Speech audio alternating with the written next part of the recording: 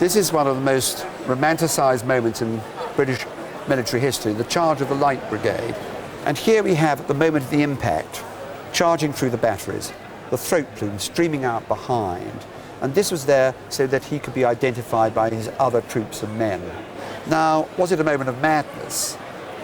It seemed to be one of those extraordinary moments in British history which we excel because it gained so little, but of course it was one of the most famous moments ever.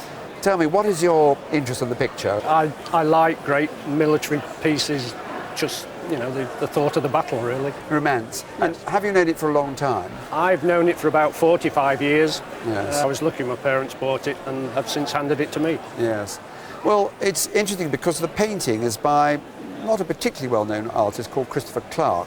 The date is 1908. And what I particularly like, the way that the horses surround, the fighting going on, the various movements, but then in the background, this veil of body colour obscuring what's happening behind. And I think this ghostly horse being thrown up in a moment of impact is beautifully represented. So in all, I think it's a masterpiece by somebody not particularly well known. And we come now to value. So I think this is probably somewhere in the range of £2,000 to £3,000. That's fine, because I enjoy the painting. Good. Well, thank you very much indeed. Thank you. Now, what's special about this? Well, the history to it. And tell me what the history is. Well, it's supposed to have belonged to Lady Jane Grey. Well, I think what's fascinating about this piece of jewellery is that it's mounted in silver in a most particular way. In the 17th century, and in the 16th century too, they'd find these little pieces of natural history, shells and horns and hooves of antelopes and beetles and this sort of thing, and mount them up and turn them into what are called magical jewels. These are talismanic jewels, and they're worn to ward off the evil eye. Now, it is a broken one, but I can see that it's a cowrie shell. Yeah. And the magical significance of the cowrie shell is that it's a fertility symbol, a female fertility symbol, which brings with it good luck. And we turn it over, and it says, rather disarmingly, Jane Grey died 1554.